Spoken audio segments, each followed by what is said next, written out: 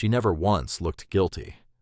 That is the thing I keep coming back to, the detail that sits with me even now when I turn the whole business over in my mind, the way you turn a stone in your hand, examining it from every angle, trying to understand how something so small could carry so much weight. She never looked guilty. She never looked nervous. She never stumbled over her words or avoided my eyes, or did any of the things that a person does when they are carrying something they should not be carrying. She simply smiled at me, that particular smile she has worn for 47 years, the one that starts somewhere behind her eyes before it reaches her mouth, and she said it was nothing, just someone from volunteer work, nothing important. And then she came back to the dinner table and asked me whether I wanted more of the lamb stew she had made that afternoon, and I said yes, because the stew was excellent, and because I did not yet know what I was sitting across from.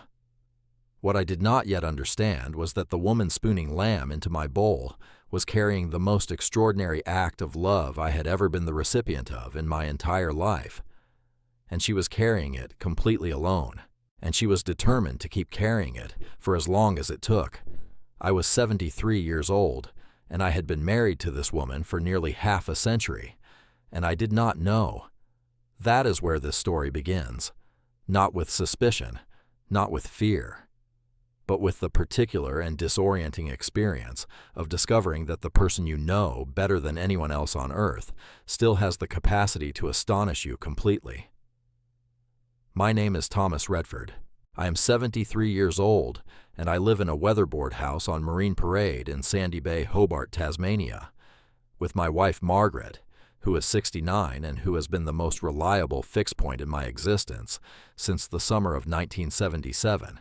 The house is not large and it is not new, but it has been ours for 31 years, and it carries those years in the best possible way, in the particular way that a lived-in house carries the evidence of its living, in the worn patch on the kitchen floor where I have stood at the bench every morning for 3 decades making tea, in the angle of afternoon light through the sitting room window that I have watched change with the seasons more times than I can count, in the roses along the front fence that Margaret planted in our first spring here, and that I have been tending ever since, with a devotion I would not necessarily have predicted of myself when I was younger, and thought gardening was something that happened to other people.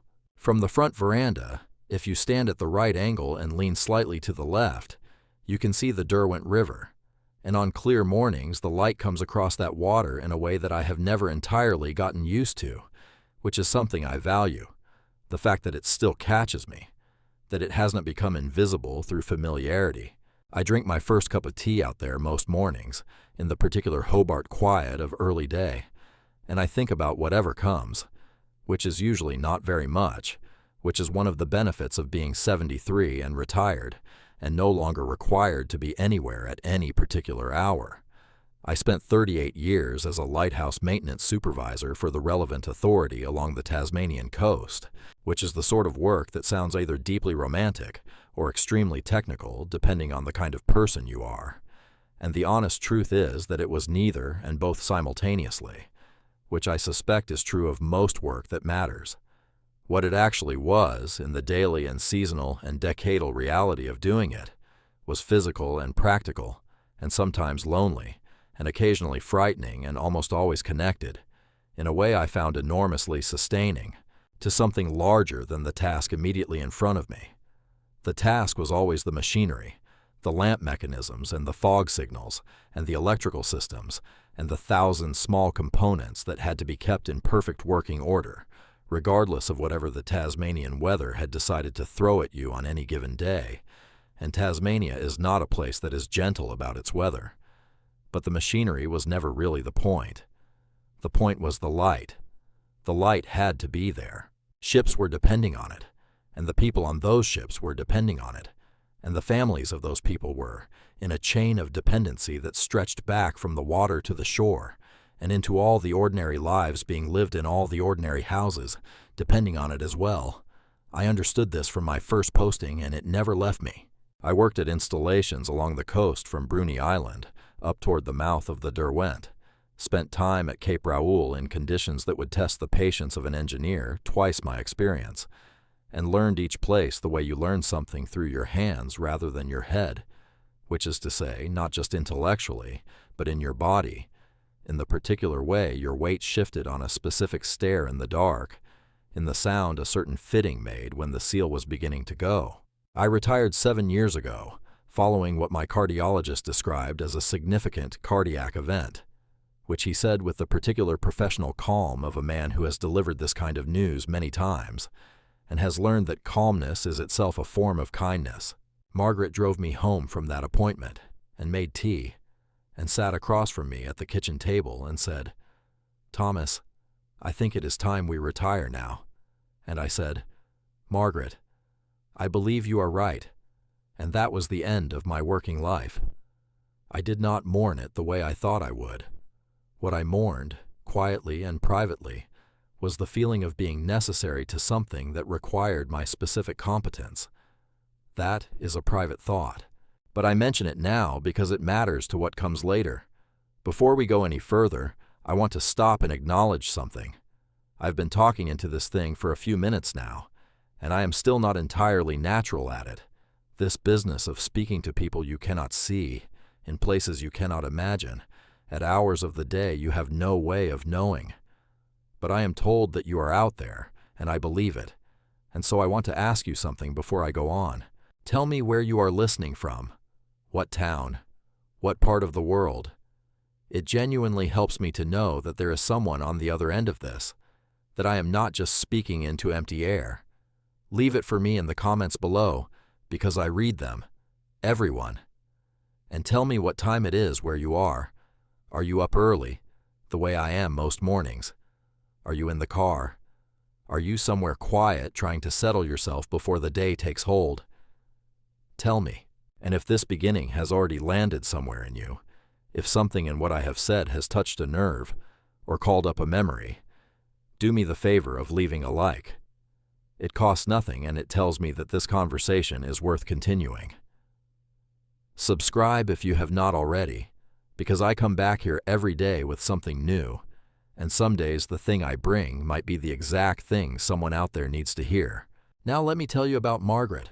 Margaret Hennessy was 22 years old when I met her at a New Year's gathering in Salamanca Place in the last summer of the 1970s, back when Salamanca was still a working part of the waterfront that happened to contain beautiful things, rather than the curated version of itself it eventually became. She was standing with 2 other women near the far end of the gathering space, talking about something that made all 3 of them laugh with genuine abandon, and I noticed her immediately, because the laugh was unself-conscious, in a way I found striking, not performed for anyone, not shaped for effect, simply real. A mutual friend introduced us. Within 20 minutes, I had discovered that she held firm opinions about the Tasmanian weather, about the correct preparation of a proper pavlova, and about the recent decisions of a state government minister whose name I have since forgotten, all of which she expressed with a precision and a lack of apology that I found both slightly alarming and thoroughly fascinating. We were married 2 years later in a small church in Sandy Bay on a February morning, with a westerly off the Derwent that made the ribbons on the car stand out horizontal, and we have been in each other's company, more or less continuously, ever since. She worked for 31 years as an accountant for a firm in the city center that handled the finances of small and medium businesses, and she did this with the same careful attention she brings to everything she undertakes, which is considerable. She retired from full-time work 5 years ago, and now divides her time among several community organizations, including a heritage conservation group, a meals delivery roster for elderly residents in the southern suburbs, and a book club in Battery Point that meets fortnightly, and that she organizes as much as she participates in. She is not, as I have always said with a mixture of admiration and mild exhaustion, a woman with idle hours. She is also, and this is relevant, not a woman who speaks quietly. She has never been a woman who speaks quietly. In 47 years of sharing a life with her, I have learned that Margaret Redford occupies a room fully, that her voice carries, that she talks to neighbors over the fence without reducing her volume on account of the distance, that she sings along to the radio in the kitchen with no concern for who might be listening, that she expresses her views on most subjects with a directness that some people find bracing, and that I have always found one of her most attractive qualities. She does not whisper. It is simply not part of how she moves through the world, which is why, on the first evening, I noticed her step out to the back veranda with her phone and come back 8 minutes later with the call already cleared from her screen. Something shifted in me, not dramatically, not as though an alarm went off, more the way a compass needle shifts, a small movement that you would not notice unless you happen to be paying the right kind of attention, and that you cannot unfeel once you have registered it. I noticed it. I said nothing. I told myself that a man who spent 38 years calibrating instruments ought to be able to trust the woman who packed his thermos every morning before the sun was up and waited for him every night he was posted away and made their whole life from the spaces in between. I told myself I was being a foolish old man, and I looked at my bowl of lamb stew and I finished my dinner and we washed up together the way we always do, she washing and I drying, talking about nothing in particular. The forecast for the end of the week, whether the gutters on the south side of the house were going to need attention before autumn, and the compass needle settled and I let it settle and I went to bed and thought no more about it. The second evening it happened was a Wednesday. She was sitting across from me in the sitting room, she with the book club selection for the following fortnight, and I with the Mercury crossword, which we do sometimes together and sometimes separately, depending on the mood of the evening. And her phone went, and she looked at the screen for just a moment, before she set her book on the arm of the chair with a careful precision that I recognized. She always marks her place with that particular careful precision. And she said, "Excuse me, love," and she went down the hallway and I heard the screen door at the back of the house. I sat with the crossword in my lap, and I listened to the house around me, the fire settling, a vessel somewhere on the river, the ordinary sounds of a Hobart evening in that season, and after approximately 9 minutes she came back in and picked her book up and found her page and resumed reading. She did not volunteer anything. I did not ask.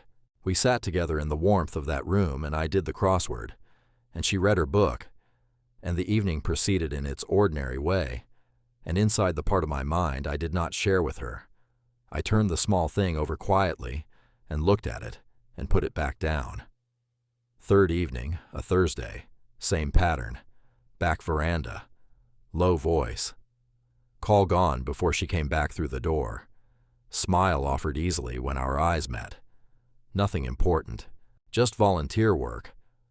I want to tell you something about what it is to be 73 and married for 47 years, because I think it matters to this story, and I think it is not always said clearly.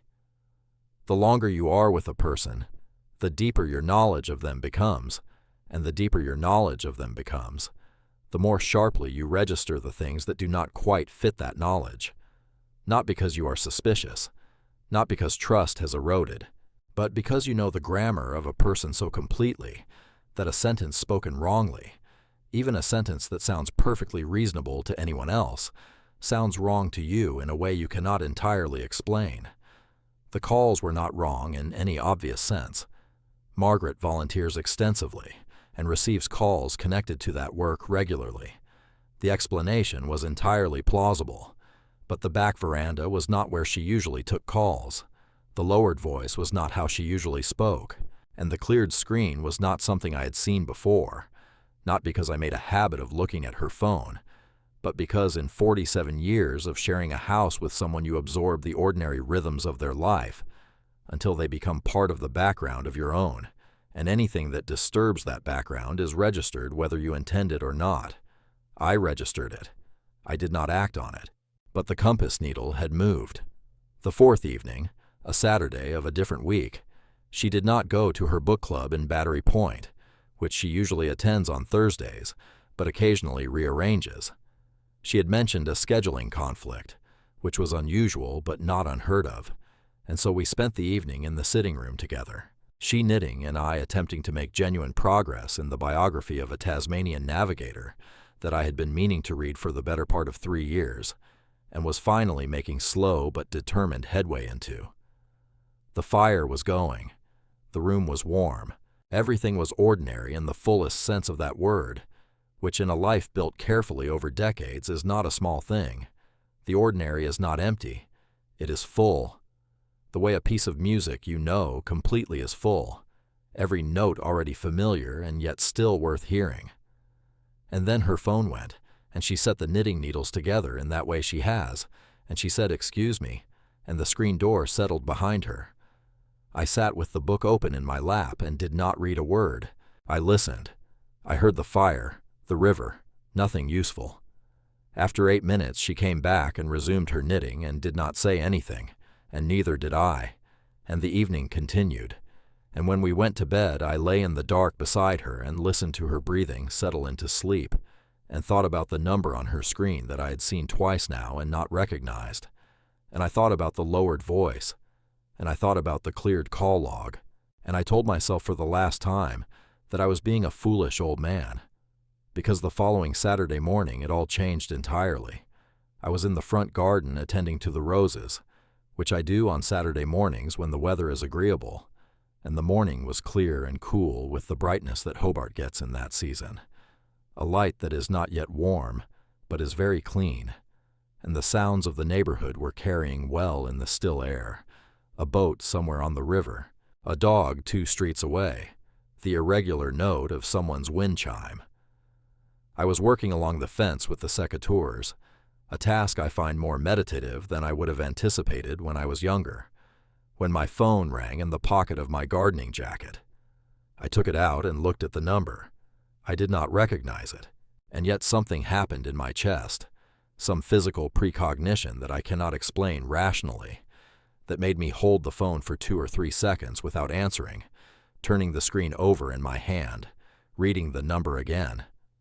And then I answered, and a man's voice came through, elderly, unhurried, carrying the particular quality of someone who has decided exactly what he is going to say and is now simply saying it, the voice of a person who has been thinking about this call for some time. He said, "Mr. Redford, I think your wife has been protecting your heart for far too long." And then the line was quiet. I waited, holding the phone against my ear, listening to the silence for long enough to be certain he was not going to say more. Then I lowered the phone. I looked at the number, and I understood, with a certainty that arrived not as a thought, but as a sensation somewhere in the center of my chest, that I had seen that number before. I had seen it on Margaret's screen. I had seen it there 4 times over the course of 2 weeks, and now it had called me.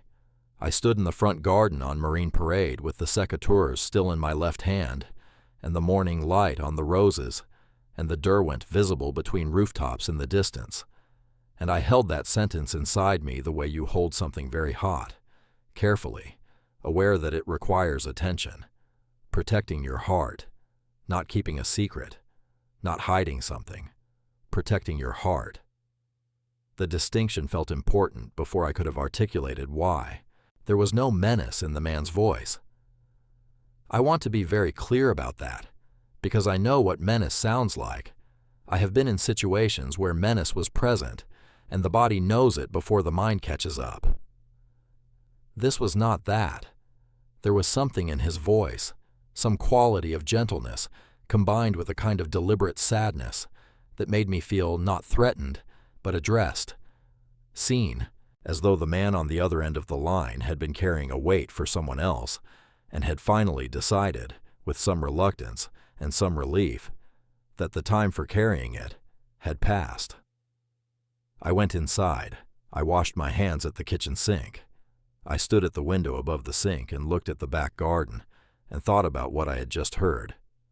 Margaret came back from her morning volunteer round at midday.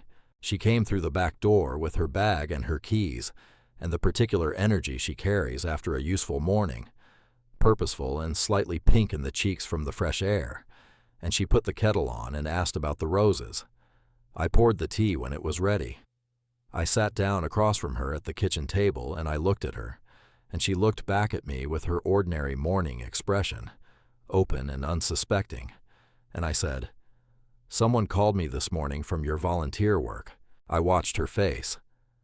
Not because I suspected her of anything terrible, but because 47 years teaches you to read a face the way I learned to read the sky over Storm Bay, not to judge it, but to understand it, to know what was coming so you could respond correctly to whatever arrived. And what arrived on Margaret's face was not guilt. It was not calculation. It was a brief, involuntary instant of surprise, genuine surprise, and then immediately after it, something I had no name for yet, a kind of resigned tenderness, the look of a person who has been keeping a beautiful thing safe for a long time, and has just been told, gently but clearly, that the keeping has come to its end. She said very quietly, "Oh, Thomas." And then she said, "What did he say?" And I told her exactly what he had said, word for word, and she sat with it, turning her mug in her hands in the slow, circular way she has when she is deciding something. And then she looked up at me and said, "His name is William Hensley, and he is a very good man who has been helping me with something I've been working on." And I said, "What have you been working on, Margaret?" And she looked at me with that expression again, the one I still had no name for, and she said, "I am not quite ready to tell you. I need a little more time."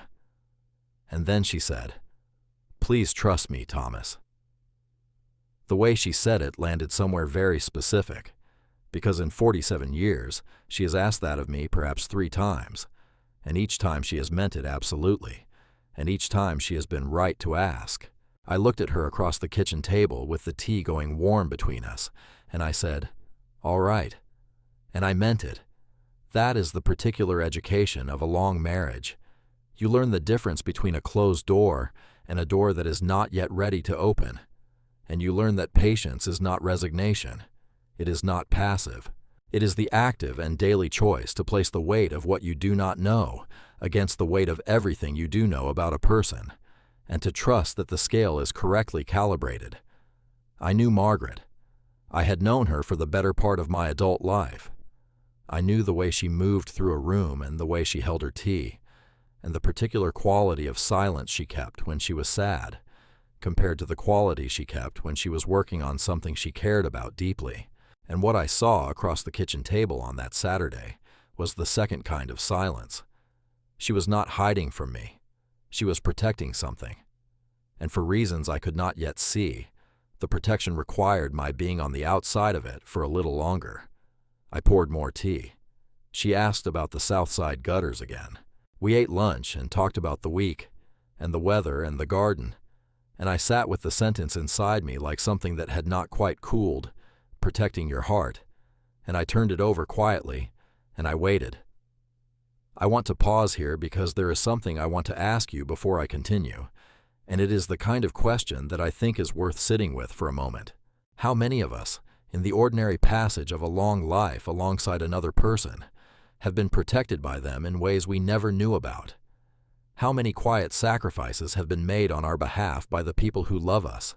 Decisions made at the kitchen table or in the small hours of the night, burdens carried without mention, worries managed in silence, so that we could sleep soundly and feel safe and continue doing the things we did.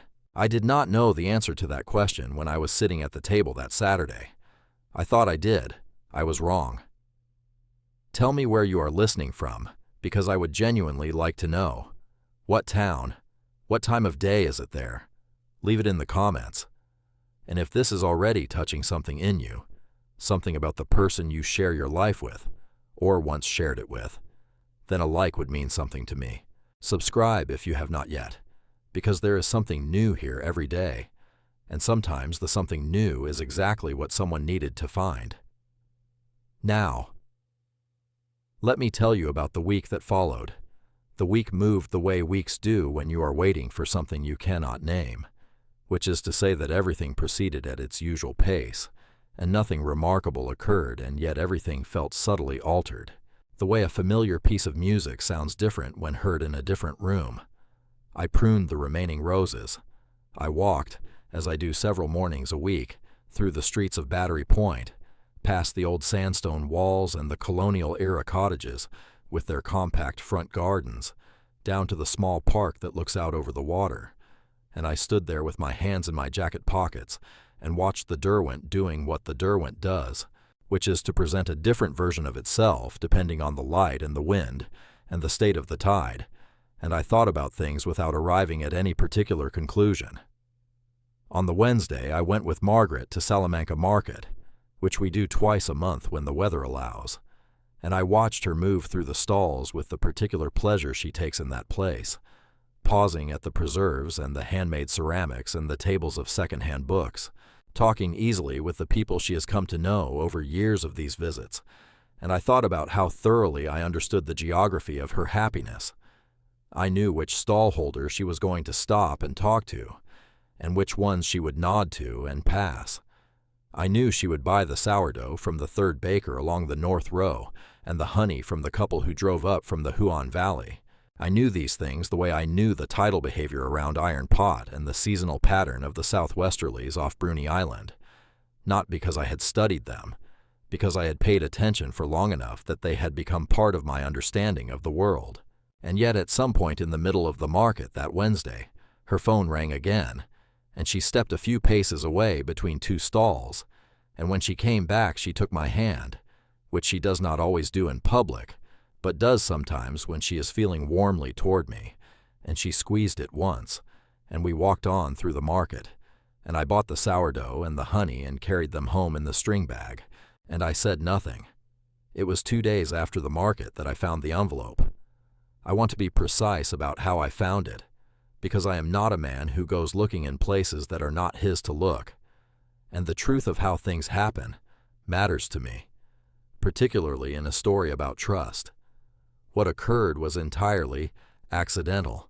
I was in the small study at the front of the house, a room we share for the administrative requirements of domestic life, looking for an insurance document I needed for a routine matter. I was going through the papers in the top drawer of the desk in the systematic but slightly baffled way one goes through papers filed by a system other than one's own, and near the back of the drawer, behind a folder of household receipts, I found an unsealed envelope with Margaret's name written on the front, in a handwriting that was not hers, a rounded, deliberate script, the kind of handwriting that belongs to someone who still writes letters and takes the writing of them seriously. I held it for a moment. I turned it over. On the back, in the corner where a return address sometimes sits, there was a name, William Hensley, and below the name, a suburb of Hobart. I held the envelope for long enough to understand what I was holding. I put it back exactly where I had found it. I did not open it. And I closed the drawer and sat in the chair at the desk for a moment and looked out the window at the front garden in the afternoon light, the roses I had been tending, the street beyond the fence, the rooftops between us and the river.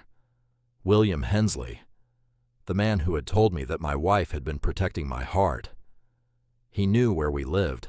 He had written to Margaret, and she had kept his letter in her drawer.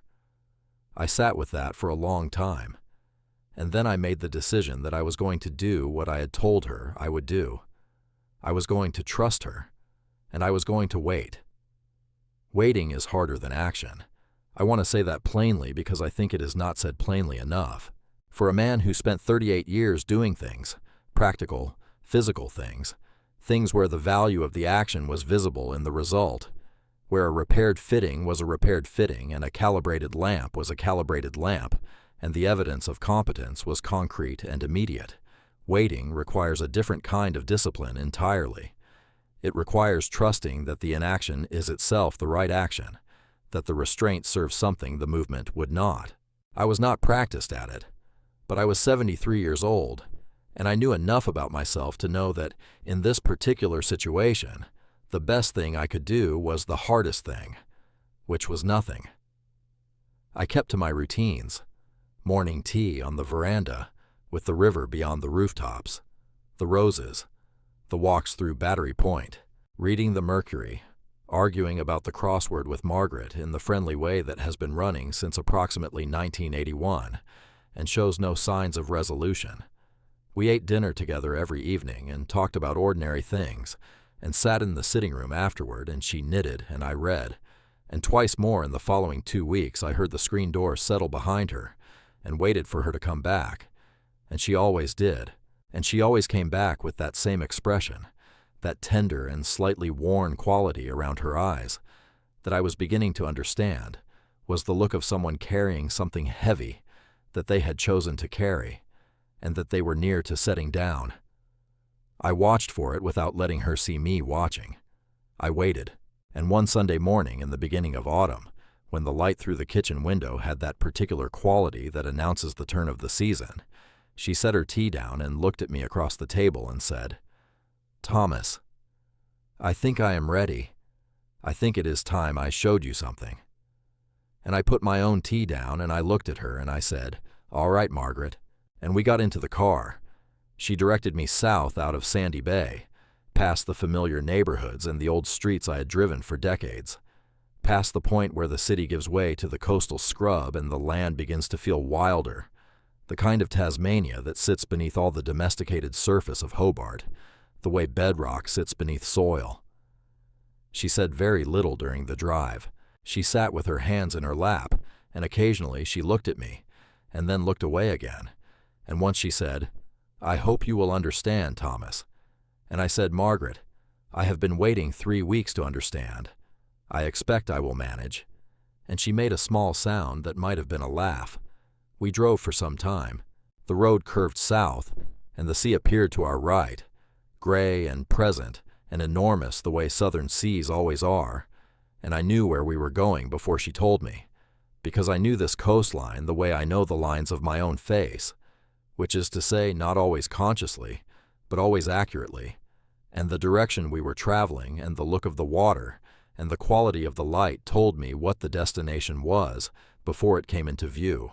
And when it did come into view, when I saw it through the windscreen against the gray sky above Storm Bay, I stopped the car. I simply stopped it on the road and sat there looking, because the lighthouse was not as I had left it. I had last been there 4 years ago, 2 years before my retirement, on an inspection that had been among my final official visits, and even then it had been struggling. The museum component, which had been established some years before my retirement as an effort to preserve the history of the lighthouse and its keepers, had been underfunded for years and was showing it. The exhibition rooms had been sparse. Some of the original equipment had been poorly stored. The maintenance logs, years and years of them, in various hands including my own, had been in filing cases that were not adequate protection. The brass mechanisms had needed attention. I had written a report recommending action, and the report had gone the way that reports sometimes go in bureaucratic structures, which is to say it had been received and acknowledged, and had not, to my knowledge, resulted in anything very significant. And I had retired, and the lighthouse had remained in my mind as something left undone, something I had not been able to fix, and the feeling of that incompleteness had sat with me quietly for 7 years.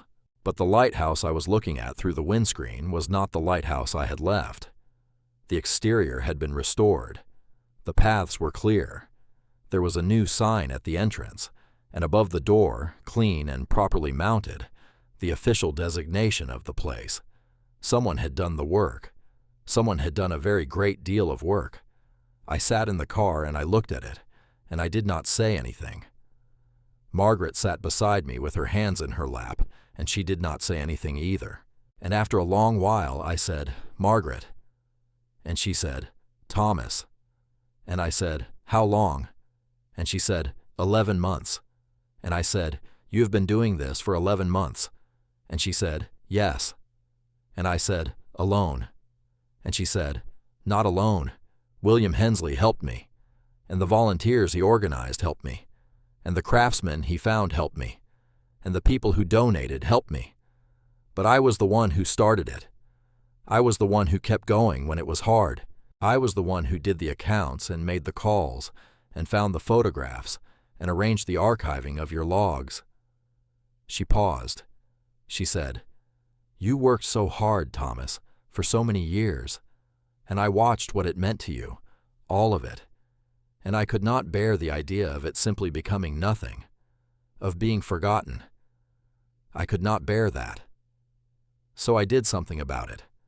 I am sorry I had to keep it from you." She looked at me then, directly, with that expression I now had a name for. It was love, pure and old and very certain. She said, "I knew you would want to help, and I knew what the doctor said about strenuous activity, And I was not going to let you undo what he told you for the sake of a museum, even one that matters as much as this one. And then she said, "Shall we go in?" And I said, "In a moment. Give me a moment." And I sat in the car and looked at the lighthouse against the gray Tasmanian sky, and I felt something happen in my chest that was not what the cardiologist had warned me against, not that kind of pressure. It was the other kind. The kind that has no medical name and cannot be measured and does not require treatment, and is, I have come to believe, one of the primary reasons a human life is worth the trouble of living it. If you are still with me, and I hope you are, then you have just arrived at the point in this story where the true shape of it begins to be visible, and I want to stop here for just a moment before I take you inside. Because what I want to say to you is this: if you have someone in your life, someone who has been walking alongside you through the years, who knows the shape of your work and the weight of your history, and the particular things that matter to you, even when you have stopped speaking about them, and if that person is still here, still in the world, still within reach of a phone call or a short drive or an ordinary dinner, I want you to think about that for a moment. Think about what they carry that you do not see. Think about what they have done for you in the quiet, in the hours you are not watching, in the calculations they made in your interest without telling you they were making them. Tell me in the comments whether that thought landed on you. Tell me where you are and what time it is there. And subscribe, because there is more of this story still to tell, and the inside of that lighthouse is where the most important part lives, and I want to take you there tomorrow. Part 2. I have been inside a great many lighthouses in my life. That is not a statement I make to impress anyone.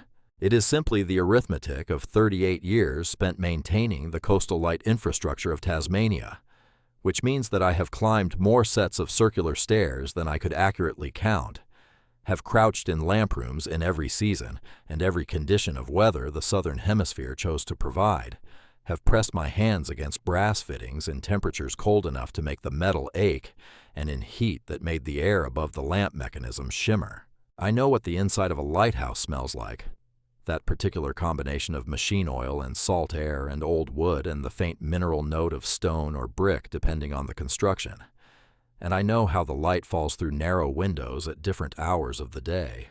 And I know the sound a well-maintained mechanism makes compared to one that requires attention, which is a distinction you learn not through your ears alone, but through a kind of whole-body attention you develop gradually over years of listening to things and being responsible for what you hear.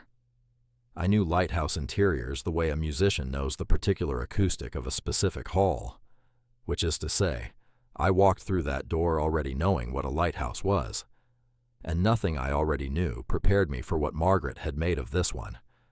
We had not gone in immediately. I had needed the moment in the car, the way you sometimes need a moment before you enter a space that has weight attached to it, and Margaret had given it to me without question, because she knows me. Then we had gotten out of the car and walked together up the path that someone had cleared and relaid with care, past the new sign with its proper designations, through the door that someone had rehung so that it opened smoothly and without complaint. And then we were inside, and what I understood, standing in that first room with the autumn light coming through the freshly cleaned windows, and the smell of the place wrapping around me like something I had forgotten I remembered, was that a very great deal of thought and love and effort had gone into every detail of what I was seeing. The display cases were properly lit, the artifacts inside them had been mounted and labeled with the care of a professional archive. Along one wall, a series of framed photographs had been arranged in chronological order, and it took me only a moment to begin recognizing faces in those photographs, colleagues I had not thought about in years, men and women who had done the same work I had done in different postings along the same coastline, faces from inspection visits and training days, and the occasional shared dinner on one of the rare evenings when you were not too exhausted after the work to want the company of people who understood what the work was. And below those photographs, mounted in a series of glass-fronted cases, were the maintenance logs. I walked to the cases slowly. Margaret stayed a few steps behind me, which I understood was intentional. that she was giving me room to take this in at my own pace, and that she had thought carefully about how to give it to me. The logs were open to pages I recognized, not because the dates were familiar, though they were, but because the handwriting was mine. I had spent the better part of 3 decades making entries in these logs with the same pen, in the same particular hand that my father had once described as unnecessarily small given the size of my hands, and I had never thought much about them after they were submitted and filed, because that was not the nature of the work. The log was a record of what had been done, a document that existed for the next person who needed to know the state of the installation, not a memoir and not a monument. But someone had pulled these pages out of the filing boxes where they had been living, improperly stored, slowly deteriorating, and had brought them here and preserved them behind glass, with the care that is given to things that matter. And now they were lit and mounted and readable and part of an exhibition. And the handwriting that I had always thought of as purely functional, as simply the mechanical record of work done, looked in this context like something else entirely. It looked like evidence of a life. It looked like the visible trace of decades of attention and care, all of it aimed at the single task of keeping the light going for the ships and the people on them and the families on shore. My hands against the glass of the case were the same hands that had written those entries. They were older now, but they were the same. There is a particular experience that I suspect very few people have, which is the experience of walking through a careful and loving reconstruction of your own working life, of seeing the thing you gave your years to treat it as though it was worth the trouble of preserving. I am not speaking about vanity, about wanting a monument to yourself. I am speaking about something different, and I think more fundamental, which is the experience of having the work recognized as having mattered, the quiet and practical work that was done not for recognition, but because it needed to be done, and you were the one doing it, the work that was mostly invisible to everyone except the people who would have noticed its absence. A lighthouse maintenance supervisor is not a famous profession. I did not expect to be famous for it, but standing in that room with the logs behind glass and the photographs on the wall and the brass mechanisms polished to a standard I recognized as the standard I had tried to maintain through all my years of doing this work, I felt something that I had not known I was missing. I felt that it had mattered. Not to me, I had always known it mattered to me, but to someone else, to Margaret, who had spent 11 months making sure that a stranger coming through that door would also know it had mattered, who had spent 11 months saying, in a language made of glass cases and archival photographs and polished brass and properly mounted logs, this man's work was worth the trouble of remembering. I want to stop here for a moment. I need to, honestly, because there are people listening to this who have spent their working lives doing things that were important and necessary and largely invisible, and who have perhaps wondered whether the invisible nature of it meant it was somehow less than it should have been. You know who you are. You are the ones who kept things running, who showed up before anyone else and stayed after everyone had gone, who did the maintenance that no one notices until it is not done. The person who fixed the machinery and filed the reports and drove the long routes and trained the people who replaced them and retired quietly, without a party or a plaque. I want to say something to you directly. It mattered. Your work mattered. The fact that no one made a show of saying so does not mean it was not true.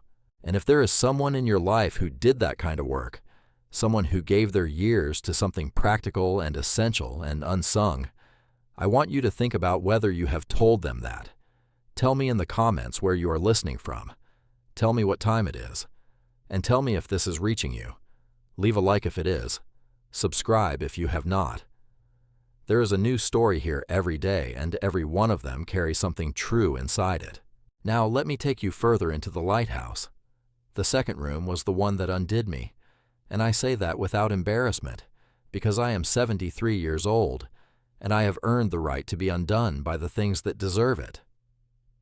The second room had been dedicated to what the exhibition label described as the human record, which I understood as I walked in to mean the people rather than the equipment, the individuals who had worked the lighthouses and the tenders and the supply runs rather than the mechanisms they maintained. There were photographs I did not recognize at first, old photographs, early ones from decades before my time, formal and slightly stiff in the way photographs of working people from that era often were, but full nonetheless of the kind of particularity that formal photographs of real people always carry: the specific angle of a shoulder, the particular way someone held their hands, the evidence of a person who existed and worked and left behind a record, even if the record was thin. And among those older photographs, integrated into the same wall with care and intention, were photographs I recognized very well. There was a photograph of me at Cape Rowell that I had forgotten existed, taken by a colleague on a day when the weather had been exceptional, and we had both been foolish enough to be pleased about it. There was a photograph taken at one of the tenders I had worked before my posting became supervisory. There was a photograph I did not remember being taken at all, which showed me crouched over a fitting with my back to the camera and my attention entirely on the work, and which had been taken, I assumed, by someone standing behind me who understood that the best photograph of a man doing a job he is good at is taken when he does not know the photograph is happening. Beside these photographs, mounted in frames that matched the others on the wall, were written accounts, short paragraphs, typed and printed on archival paper, with the careful plain prose of someone who had asked other people to describe something, and then written down what they said as faithfully as possible. I read the first one. It had been written by someone I had worked with at one of my earlier postings, a man I had not seen in perhaps 15 years, and it described something that had happened during a shift we had shared, during a significant weather event, a thing I remembered clearly, though I would not have predicted he remembered it at all, and he described it with a specificity and a warmth that told me he had thought about it more than I would have guessed, and had been pleased to be asked to write it down. I read the second account, and the third. There were accounts from people I had supervised, and people who had supervised me, and people I had trained, and a retired harbor master who had worked alongside the lighthouse service for much of his career, and who had written with the particular generosity of someone who has a lot of years to look back on and has found most of them worth it. Margaret had contacted all of these people. She had written to them or called them, tracked down addresses and phone numbers, and in some cases the contact details of their families when they had moved or were difficult to find, and she had asked them to write down what they remembered, and they had written it down, and she had gathered it all and brought it here, and now it was on the wall of this room, in this lighthouse above Storm Bay, and I was standing in front of it reading the account of a moment in my working life that I had not thought about in years, but that someone else had thought worth preserving.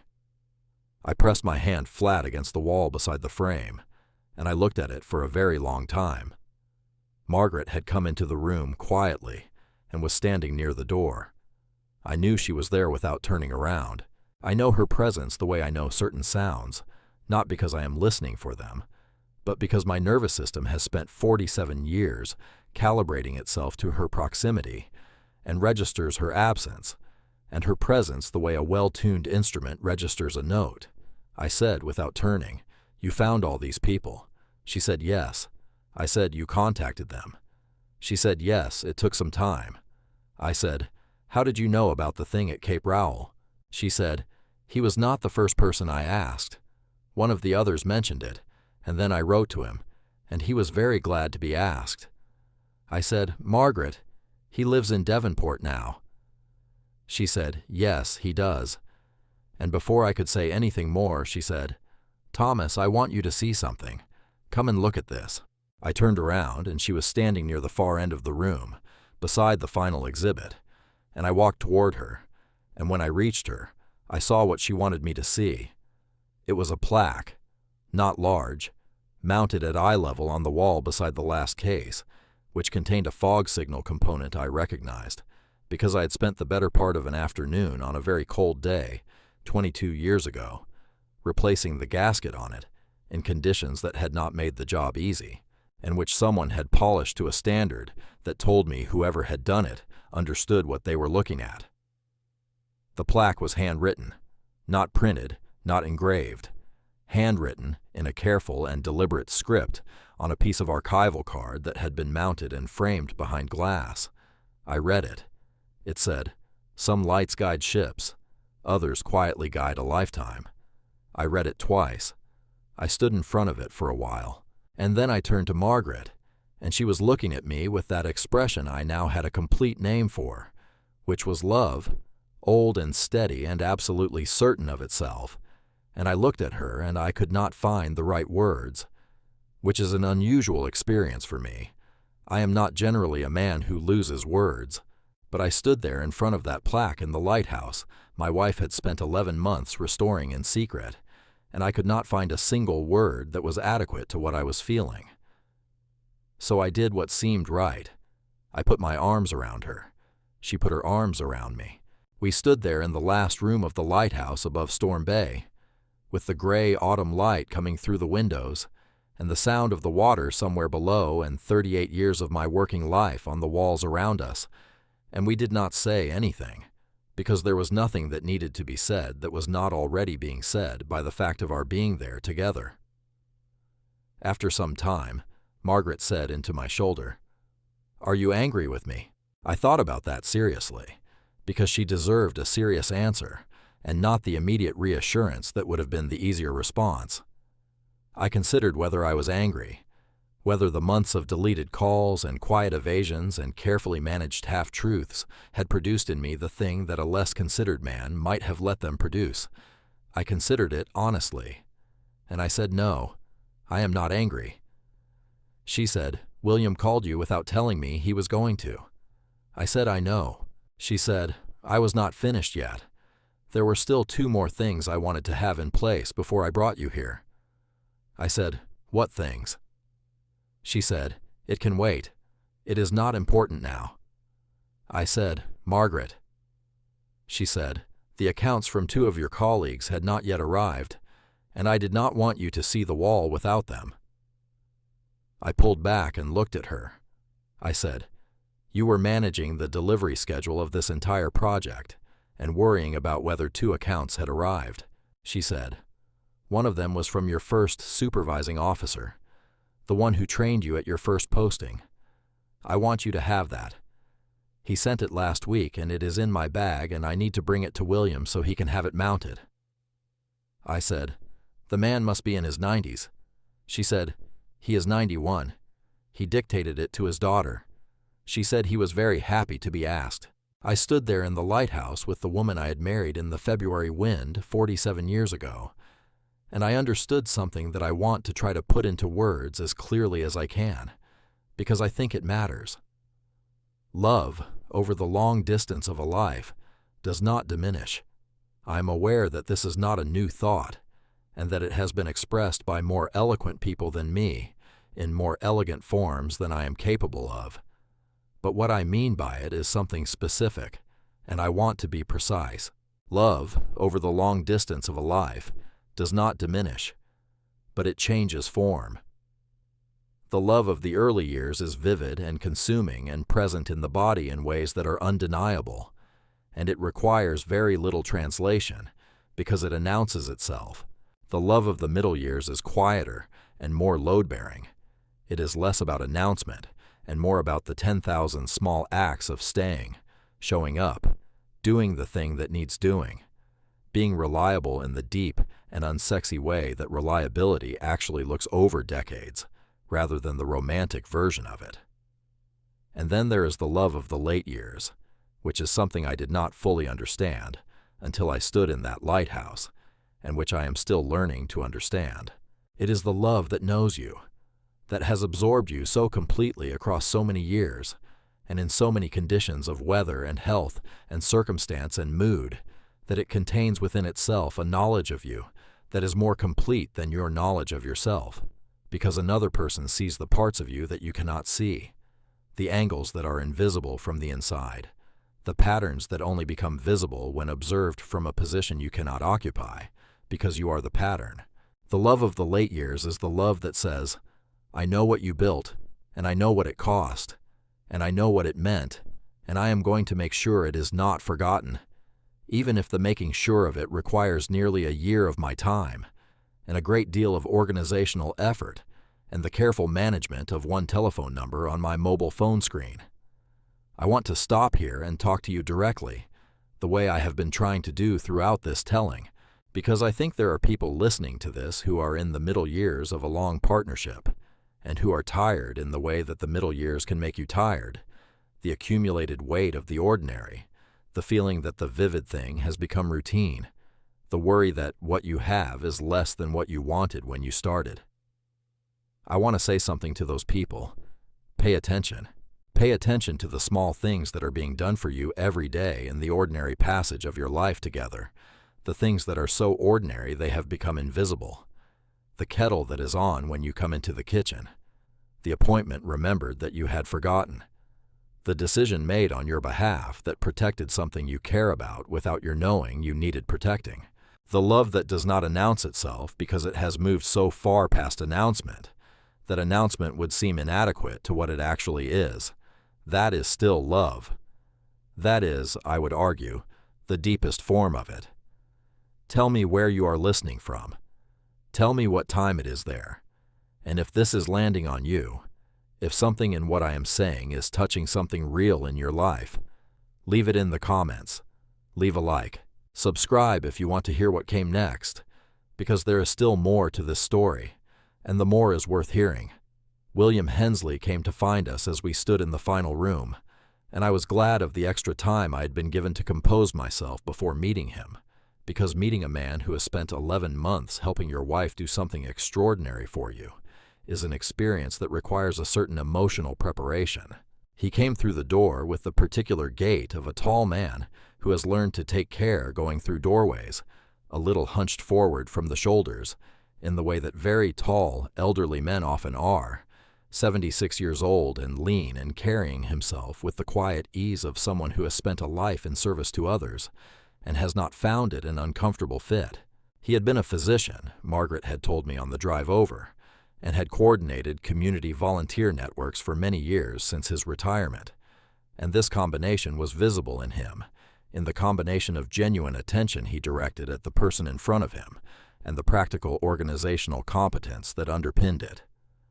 He shook my hand with the firm directness of his generation and said, "Mr. Redford, I apologize for calling you before she was ready." Margaret looked at him with an expression that contained both affection and mild reproach in roughly equal measure, which told me everything I needed to know about their working relationship over 11 months. He said, "I became concerned that she was carrying it alone for too long, and I thought you deserved to know before the opening." I said, "The opening?" And Margaret said, "We have a formal opening planned for 3 weeks from now, with the people whose accounts are on the wall, and some of the families, and the relevant heritage authorities." And I said, "And you were planning to bring me to it without telling me what it was." And she said, "I was planning to tell you a week before.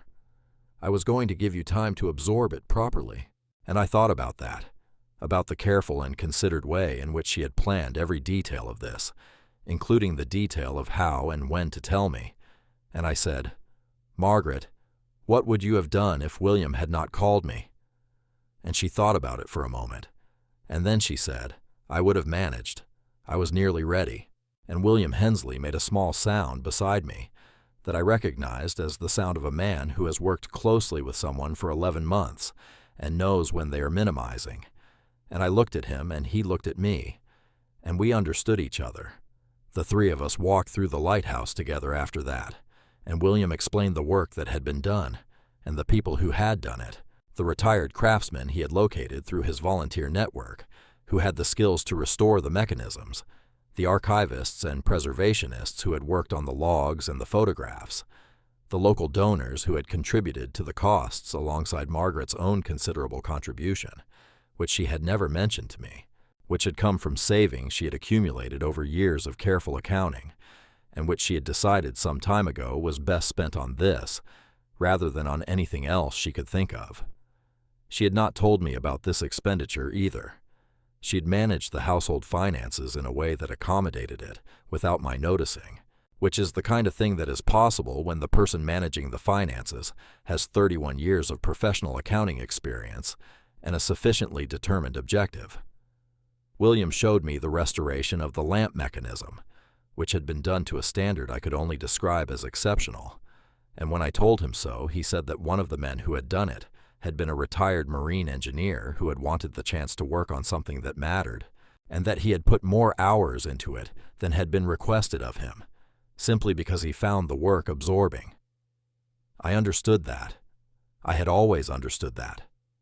Work that matters absorbs you in ways that work that does not matter never does, and the absorption is itself a kind of reward that has nothing to do with payment or recognition.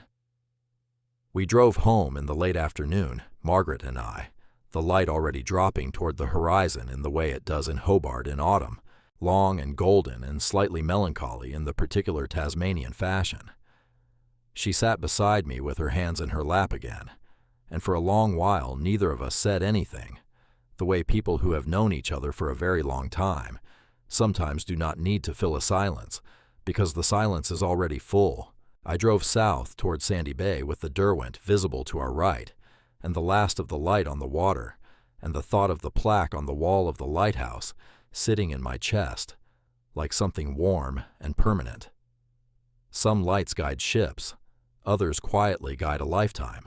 I thought about that sentence and what it meant, and who had written it, and understood that it had been written for me, that my wife had sat down and found the words that described what she wanted to say, and had written them out by hand, and had them mounted in the lighthouse so that the first time I read them, I would be standing in the place where my working life was preserved around me. I thought about how long it takes to love someone that well, how many ordinary days, how many accumulated seasons of paying attention.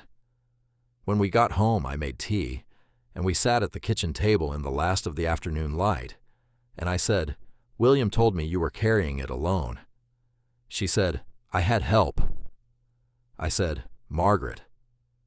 She said, "I was fine, Thomas. It was a complicated project, and there were some difficult months, but I was fine." I said, "Why did you not tell me?" She said, "Because you would have helped." I said, "Yes, I would have helped." She said, "The doctor said strenuous activity." I said, "I know what the doctor said." She said the work at the lighthouse was strenuous. Some of it was physical. Some of it was in conditions that were not ideal. I said, "And you did it yourself?" She said, "I did not do the physical parts myself. I organized the people who did.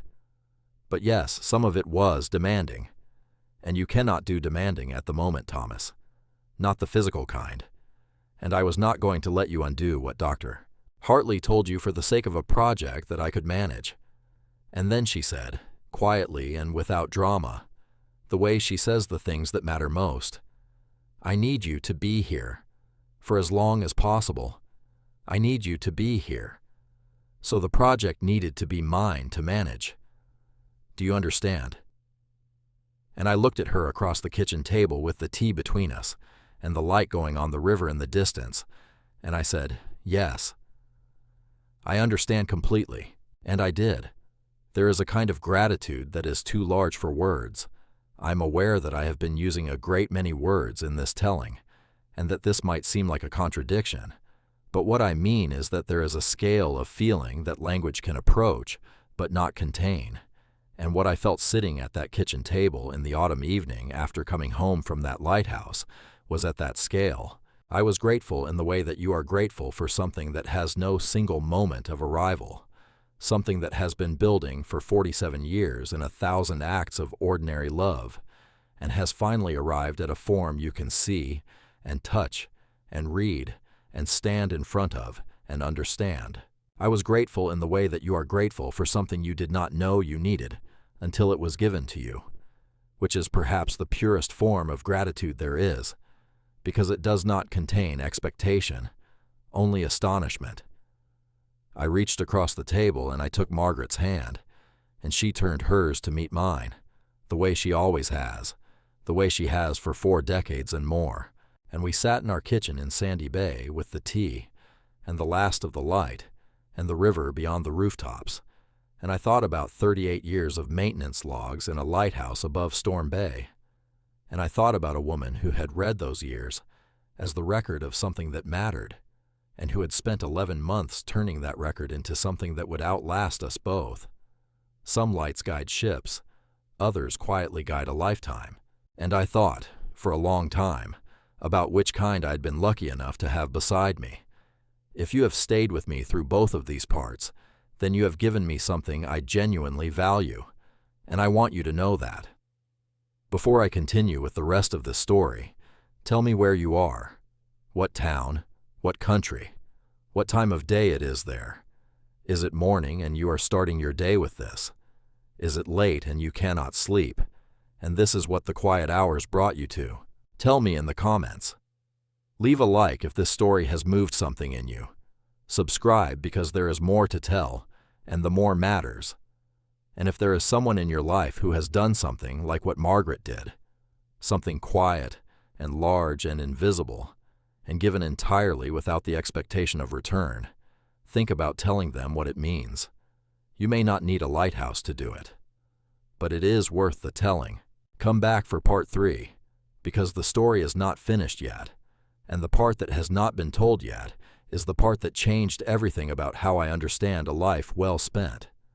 There is a particular quality of morning that belongs only to the southern edge of Tasmania, a light that arrives not with the confident warmth of mainland Australia, but with something more tentative, more considered, as though the sun itself is aware of the latitude and proceeds accordingly, offering what it can without pretending to be something it is not.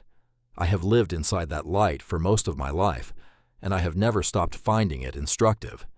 It does not overwhelm, it does not dazzle, it simply illuminates, steadily and without drama, the exact shape of whatever is in front of you, which is, when you think about it, the only kind of light that is genuinely useful. The rest is performance, and I had spent enough of my life around genuine illumination to know the difference.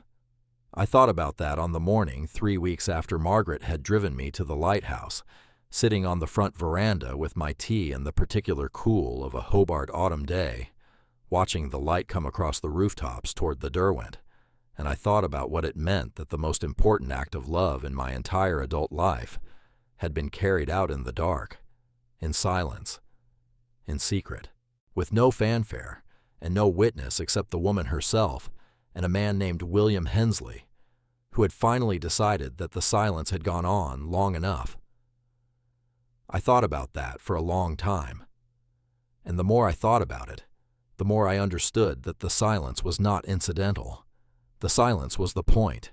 The silence was the entire architecture of what Margaret had done. She had not built the lighthouse restoration for the moment of revelation.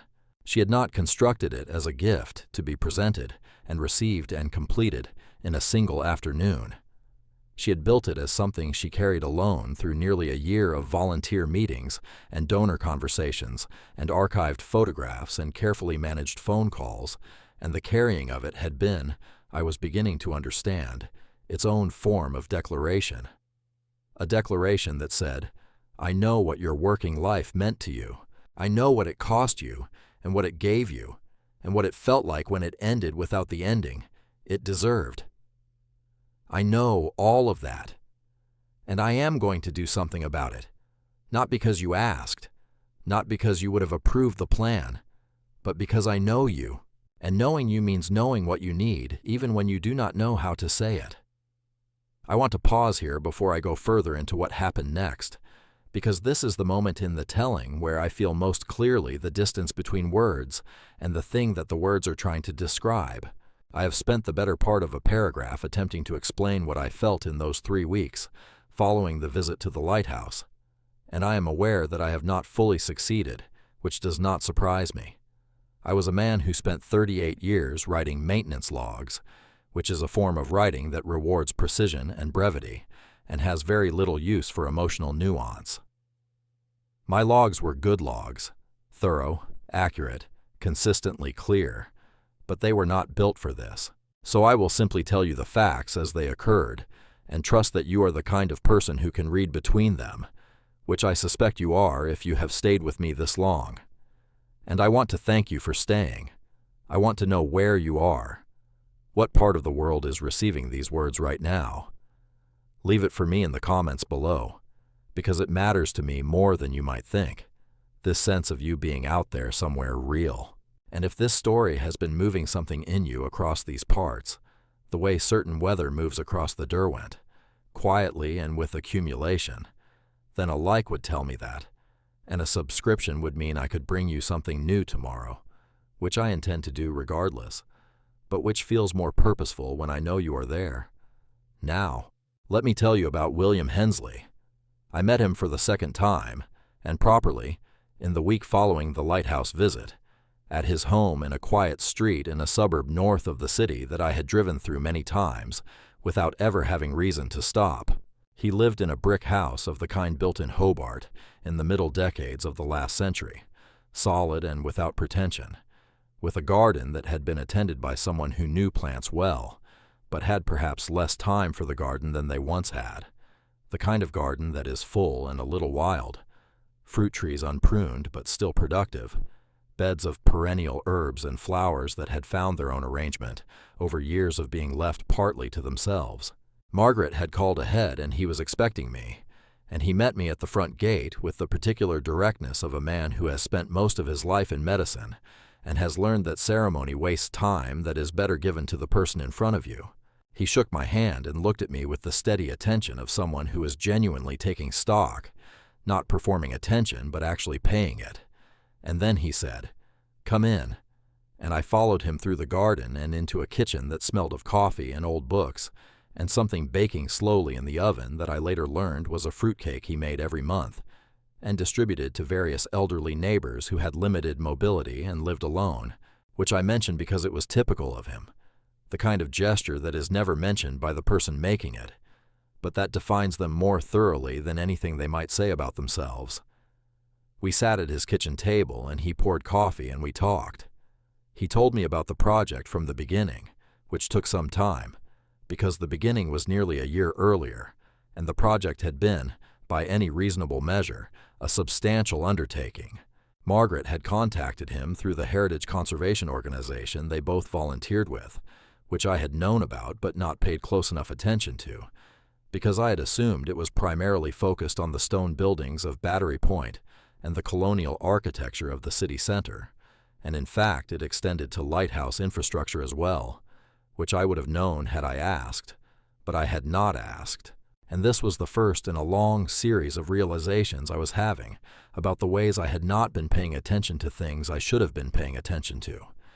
She had approached him with a detailed proposal, not a vague idea, not a wish, a document, an actual proposal with a budget estimate and a project timeline and a list of required expertise and a preliminary assessment of what materials would be needed. I sat across from William Hensley, and he described this to me with a smile that was part admiration and part amusement, and I thought about Margaret at the kitchen table with the laptop and the spreadsheets, building a case for the restoration of my working life with the same careful rigor she had once brought to the accounts of small Hobart businesses, and something moved in my chest that I had been trying to describe for 3 weeks and still had not found the right word for. William said, "Your wife is a formidable woman, Mr. Redford." I said, "I know that." He said, "I mean it in the most specific way. When she came to me with the proposal, I had been involved in community restoration work for 20 years, and I had never received a proposal that complete from a private individual. Most people come with an idea and a feeling. She came with a plan." I said, "That is Margaret." He said, "It is." And then he said, "She also came with a knowledge of your career that was remarkable. She knew the installations. She knew the dates. She knew the names of the people you had worked with and where most of them were now. She knew which of your maintenance logs were the most significant and why. She had done research on the lighthouse's history that went beyond what she would have needed for the project. She had simply wanted to know." I sat with that for a moment. He said, "She told me early on that she was concerned you might think the project was about you, about honoring you, and that you would resist it for that reason." I said, "She was right about that." He said, "I know. She knew it too, which is why she was so careful about the phone calls.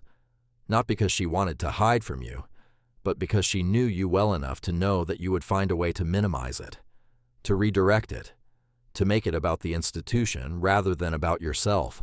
And she did not want that. She wanted it to be exactly what it was, which is what it is. He picked up his coffee cup and looked at me for a moment and then said, "She loves you with a very specific and determined quality, Mr. Redford. I have met a great many couples across my career in medicine and in the years since, and what your wife has done here is not common. It is worth knowing. I drove home from William Hensley's house in the early afternoon, with the windows down despite the cold, because I needed the air, and I drove slowly through the streets of Hobart that I had been driving through for most of my life, past the old stone buildings of the city center and the stretch of waterfront along Sullivan's Cove, past the market buildings of Salamanca that were quiet on a weekday, past the streets of Battery Point with their Federation-era cottages and their complicated histories, and eventually back down towards Sandy Bay and the weatherboard house on Marine Parade, where Margaret would be making something for dinner, and where the front garden roses that I had been tending for 31 years would be catching the afternoon light in the particular way they did at this hour. And I thought about specificity, about what it means to love someone with specificity, not in the general way that we speak of loving people, the broad declaration that covers everything and therefore sometimes describes nothing very precisely, but in the specific way, the way that says, "I know which of your maintenance logs are the most significant and why. I know you would find a way to minimize this if you knew about it. I know your working life mattered to you in a way that the ending of it did not honor, and I am going to do something about that before the memory of it begins to fade." That kind of specificity. The kind that requires not just feeling but attention, not just love, but knowledge. The knowledge that only comes from decades of watching someone and taking seriously what you observe, from choosing to stay curious about the person you are sharing your life with long after the obvious things have become familiar, from treating the human being in front of you as someone who continues to have depth worth exploring, rather than a finished document you have already read. I had always known that Margaret loved me. What I had not fully understood until this autumn was the precision of it, the extraordinary, patient, meticulous precision of it. I drove home and I sat in the car in the driveway for a few minutes before going inside, just thinking. And then I went in and I found her in the kitchen and I put my arms around her from behind, the way I had not done in some time, which is one of the small domestic intimacies that tends to become less frequent over decades, not because the feeling behind it diminishes, but because the busyness of a life together gradually replaces the spontaneous gesture with the reliable companionship.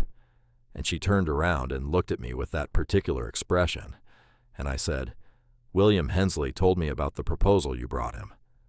And she said, "Of course he did." And I said, "You built a spreadsheet." She said, "I built several." I said, "Of course you did." And she smiled at me with her whole face, the way she had smiled at me since 1977, without apology and without performance. And she said, "Dinner will be ready in 20 minutes, Thomas." And I said, "Right." And I set the table.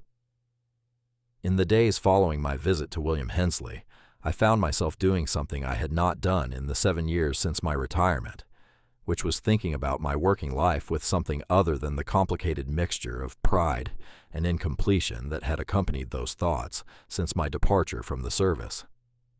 I had always been proud of the work. That was never in question. 38 years of keeping the lights operational along one of the most demanding stretches of coastline in the southern hemisphere was not a thing a man could look back on without pride, and I had never tried to pretend otherwise. But the pride had always been shadowed by the manner of the ending, by the cardiac event, and the medical advice, and the retirement that had come not at a moment of chosen completion, but at a moment of physical compulsion, and the shadow had never quite lifted, until now. Because what Margaret had done was not simply restore a building.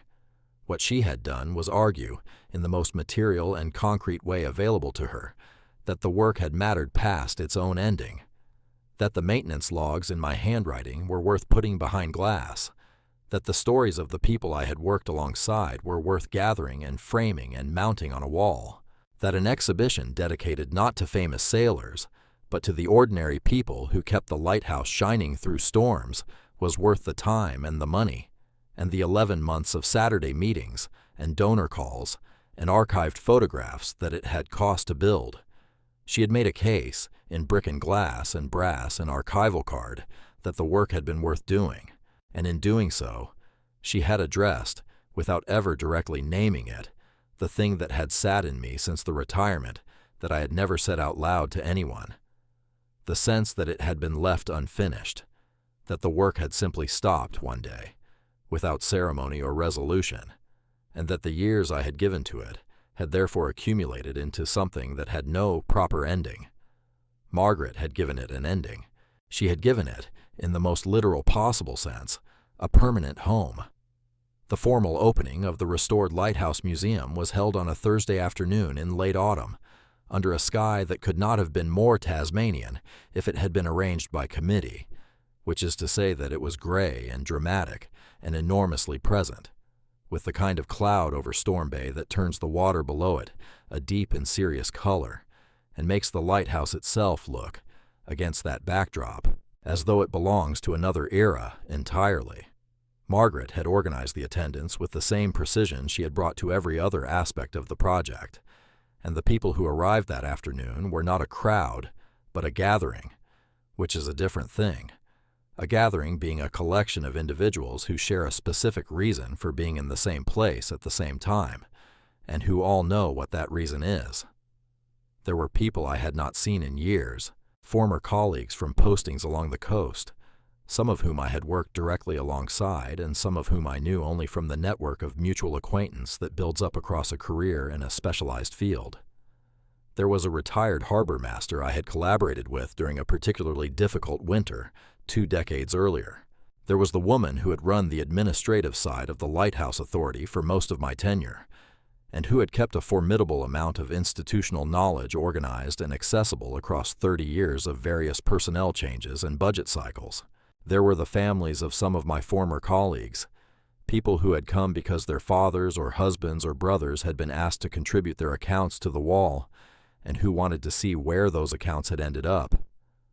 And there were the craftsmen and the preservationists and the volunteers who had done the physical work of the restoration, the retired marine engineer who had spent far more hours than requested on the lamp mechanism, the archivists who had worked on the logs, the people who had located and restored the photographs. William Hensley moved among them with the ease of a man who has spent a life organizing other people toward good outcomes, and has learned to do it without appearing to be the one doing it, which is perhaps the most useful skill in community work and the one most rarely acknowledged. I want to stop here for a moment and ask you something directly. If you have been following this story across all 3 of these parts, then you have given me a considerable amount of your time, and I want you to know that I am not unmindful of that. Time is the thing none of us has enough of, and all of us spend more carelessly than we should. So thank you. Tell me in the comments what this story has called up for you. Tell me whether there is someone in your life who has done something for you in the quiet, something you did not know about until they were ready to show you, something built or arranged or preserved in the hours you were not watching. Tell me where you are listening from, what town, what corner of the world, and if these 3 parts have earned it, leave a like, because it tells me that the effort of the telling is landing somewhere it matters. Subscribe if you want to be here for part 4, because what comes next is the part that changed the way I understand the entire shape of my life, and I think you should hear it. There was a moment at the formal opening that I have not spoken about yet, that I have been approaching slowly across this whole telling, the way you approach something you are not sure you have the words for, circling it, describing what is around it, getting closer by increments. It happened near the end of the afternoon, when most of the guests had moved through the exhibition rooms and were gathered in the first room near the entrance, talking in the way people talk at events like this one, with a warmth that comes from shared history and the slight ceremonial emotion of the occasion. I had moved back through the rooms by myself, wanting a few minutes alone with the exhibition before the light changed, and I was standing in the room with the accounts on the wall, reading again, slowly this time, the words that the retired harbor master had written about a winter evening 20 years ago, when a particular decision we had made together had kept a particular stretch of coastline, lit through a storm that had been significantly more serious than the forecast had suggested. He had written about it with a precision that told me he had thought about it more than I had known, and with a generosity that I found, the second time through, almost more difficult to receive than the first. And while I was reading it, I became aware of someone standing in the doorway behind me. I turned. It was a man I did not immediately recognize, an elderly man, very thin, with the careful posture of someone who has learned to move slowly and deliberately, leaning slightly on a walking stick, wearing a jacket that had been well made once and was still being worn with a dignity that transcended its age. He was looking at the wall of photographs, and then he turned to look at me, and I knew him. He was 91 years old. His name was Norman Stafford. He had been my supervising officer at my first posting, 40 years ago, in a winter that I remembered with the particular vividness reserved for the winters of early experience, the ones when you are learning something fundamental about yourself and the conditions in which you are capable of functioning. He had been in his early 50s then, which seemed old to me at 23, and he was now a man of a great age who had traveled from Devonport on the day of the opening because his daughter had driven him, and because he had told her, Margaret later informed me, that he was going regardless of what the weather did, and that was the end of the conversation. He had been one of the accounts Margaret had been waiting on. His contribution to the wall was the one that had not yet arrived when William called me. It had arrived the following week, and it was now mounted in its frame, and I had read it that morning and then stood with my hand against the wall beside it for a long while. It said, in the rounded and slightly wavering script of a 91-year-old man who had dictated it to his daughter, and whose daughter had then told me she had cried while typing it, that I had been the most conscientious young man he had supervised in 30 years of doing that work, that my attention to the equipment had been exceptional from the first week, that he had watched me develop across that first posting with a quiet pride he had perhaps not expressed clearly enough at the time, that he hoped I had known. I had not known, but I knew now. Norman Stafford shook my hand with a grip that was still firmer than I expected and said, "Thomas, you look like yourself," I said. "Norman, I cannot believe you are here." He said, "Of course I am here. What else was I going to do with a Thursday?" He looked around the room with the slow, deliberate attention of someone who is not wasting the capacity he has left, and then he said, "Your wife did a remarkable thing." I said, "I know." He said, "She wrote to me 6 months ago, very proper letter, asked if I would be willing to put down what I remembered about your work. I said yes immediately." He looked back at me and said, "I want you to know something. What you did during those 38 years, the way you did it, it mattered, not just to the ships, and not just to the authority. It mattered to the people who worked alongside you, and to the people who came after you, and who learned what the standard was supposed to look like. I have supervised a great many men and women over a long career, and the ones who set the standard do more for the work than anything written in a manual. You were one of those. I am very glad to have the chance to say it directly." He said this in the plain, unhurried way of a man who has lived long enough to know that the things left unsaid eventually become the things you regret. And I stood in the room with the afternoon light through the cleaned windows, and my maintenance logs behind glass on the wall, and the accounts of my colleagues in their frames, and this 91-year-old man in front of me, who had driven from Devonport to be here. And I thought about the sentence on the plaque in the last room. Some lights guide ships, others quietly guide a lifetime. And I understood, standing there, that the plaque was not only about Margaret, it was about Norman Stafford too, and about the retired harbor master who had written his account, and about the marine engineer who had put in the extra hours on the lamp mechanism, and about William Hensley who had organized them all and finally picked up the phone. The quiet guides, the ones who did the work and left the result for others to find, the ones who shone without announcement. I had spent my career among them without fully seeing them, and now Margaret had made them visible, had gathered them into a room and put them on a wall and said, "Look, Look at what quiet care looks like when you accumulate it over decades. Look at what a life of attention produces. After the formal opening ended, and the guests had departed and the caretaker had closed the lighthouse for the evening, Margaret and William and I stood together for a few minutes in the car park, while the light failed over Storm Bay, and the water went the deep gray of early dusk. William said he was pleased with how it had gone. In the measured way, he said everything, as though pleasure was something to be reported accurately rather than performed. Margaret said she thought Norman Stafford had made the drive worth it all by himself, which was true. I said I did not know how to thank either of them for what they had done. William said, "You do not need to thank me. This is what the volunteer work is for.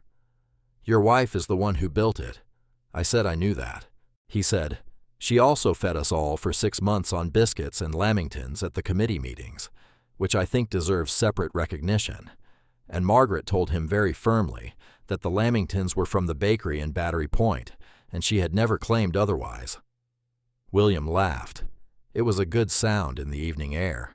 He said good night and got into his car and drove away, and Margaret and I stood together in the car park above Storm Bay with the lighthouse behind us, and the wind coming off the water in the particular way it comes off southern water at the end of a long autumn day, cold and direct and honest. And I said, "Margaret, how did you know?" She said, "Know what?" I said, "How did you know that this was what was needed?" She said, "Thomas, I have been watching you for 47 years. I know what you look like when something is unfinished." She took my hand. She said, "You looked like that for 7 years." And then she said, "Come on. It is cold, and I want my dinner." And we walked back to the car. I think about that drive home from the lighthouse opening fairly often. It was not a long drive, and nothing remarkable occurred during it. Margaret talked about the details of the afternoon, what had worked well and what she might have done differently with the arrangement of a particular exhibit, which is the way her mind works when a project has concluded, moving immediately to the evaluation, because the evaluation is how you do better next time, even when the thing you have just done was already extraordinary. I drove and I listened, and I watched the Huon Highway south of the city, and the way the lights of Hobart sat behind us against the darkness, and I thought about 38 years of maintenance logs. I thought about the particular morning at Cape Raoul when the fog signal equipment had failed in the early hours, and I had been up on the gantry in a southwesterly that would have been frightening if there had been time for fright. Working with cold hands on fittings I knew so well I could have managed them blind, which was very nearly what I was doing in the dark and the wind. And the signal had come back on, and the light had held, and I had come down off the gantry at 5 in the morning and stood in the equipment room with my hands finally warm, and looked at the lamp still turning and thought, "Good, that is done," which was all the celebration that seemed appropriate or available. I thought about that moment now, and I thought about Norman Stafford saying, "The ones who set the standard do more for the work than anything written in a manual." And I thought about Margaret in this same car 7 years ago, driving me home from the cardiologist's appointment and saying, "Thomas, I think we retire now," and the absolute steadiness in her voice that had told me it was not a discussion, but a decision she had already made on my behalf, and I had been grateful for the steadiness, even as I had registered its weight. She had been watching me for 47 years. She knew what I looked like when something was unfinished. She had spent 11 months finishing it. These were the thoughts that occupied the drive home, and they were not entirely comfortable thoughts, because they required me to reckon with a version of myself that had been seen more completely than I had realized, that had been understood in dimensions I had not fully offered for understanding. To be known that well is, if you are honest about it, a slightly exposing experience, not unpleasant, not unwanted, but real. You become visible to yourself through the evidence of someone else's knowledge of you, and the visibility, if the knowledge is kind, is its own form of gift. The weeks that followed the formal opening had a different quality than the weeks before it. The Lighthouse Museum was open to visitors on Wednesdays and Saturdays, staffed by the volunteers William coordinated, and Margaret and I began attending on Saturday mornings, which had not been part of the original plan, but had evolved naturally from a single Saturday when we had gone together simply to see how the public received it, and had found, to our considerable pleasure, that the reception was good. Not crowded, which was not expected and would have been slightly wrong for the atmosphere of the place, but steady and thoughtful, and composed of the kind of visitor who drives out to a lighthouse on a cold Saturday morning and wants to understand what they are looking at, rather than simply photograph themselves in front of it. These were our people, as it turned out, the retirees and the maritime history enthusiasts, and the people who had lost a parent or a grandparent to the sea, and wanted to understand the world those people had inhabited. The families who drove their children out, because children should see real things, real objects from real working lives, before those things are entirely replaced by the curated and the digital. We talked with them. This had not been planned either. It had simply happened because Margaret started a conversation with a woman who was standing in front of one of the photographs and looking at it with particular attention, and the conversation had lasted 20 minutes, and at the end of it the woman had said that her father had been a lighthouse keeper on Bruny Island, and that she had not known there was a place where that history lived, and that she was very grateful. And after that we made it a habit. We brought stories, not because we had been asked to, not because it was on any volunteer roster, but because it turned out that we had them, decades of them, and the people who came on Saturday mornings to the lighthouse above Storm Bay wanted to hear them. And it was, I discovered, a very fine way to spend a Saturday. I want to talk to you about something before I finish this part, something I have been turning over in my mind across the whole of this telling, and that I think is worth saying directly before I take you into the final part of the story. It is this: a life, at the end of it, or in the late middle of it, or at whatever point you have reached where you are standing right now, is not measured by the events. I know that sounds like the sort of thing you find printed on a card at a certain kind of gift shop, and I apologize for that, because what I mean by it is considerably more specific than the card would suggest. What I mean is this: when I think about my working life now, across the distance of 7 years, and a restored lighthouse museum, and an afternoon spent standing in front of my own maintenance logs behind glass, what I find is not the individual events, but the pattern they make. The accumulation of mornings before dawn and southwesterlies and cold, hands-on known fittings, and the particular satisfaction of a light restored before the ships needed it. What I find is not the dramatic moments, which were real enough and some of which I can still call up with considerable physical vividness, but the sustained attention of 38 years, the daily decision to care about the work in front of me, to do it properly, to hold the standard, the pattern of the days. Margaret understood this before I did. She understood that what needed to be preserved was not the famous moments, but the ordinary ones, the maintenance logs, the equipment, the accounts of the people who had worked alongside me in conditions that were rarely glamorous, but always mattered. She understood that the worth of a working life is in the pattern of it, not the peaks, and she built an exhibition that said exactly that. She built an exhibition that said, here is what it looks like to care about a thing across 38 years. Here is the evidence of sustained attention. Here is what the ordinary, daily work of keeping something important, operational actually looks like when you take it seriously enough to preserve it. And she had been right, which I suppose I should have expected, having spent 47 years accumulating evidence that Margaret is almost always right about the things that matter. I want to tell you something else before we reach the final part.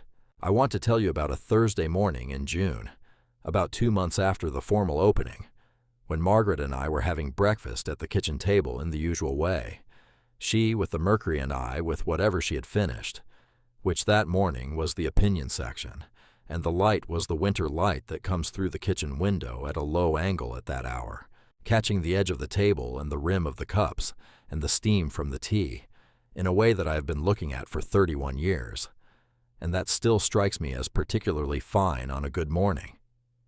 She put the paper down and she said, "Thomas, I want to tell you something I have not told you yet." I said, "About the lighthouse?" She said, "Yes." I said, "All right."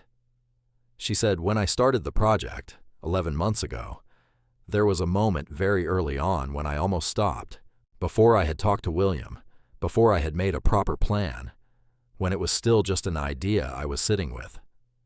I said, what made you almost stop? She said, I thought about the expense, not the money, the personal expense, the carrying of it alone.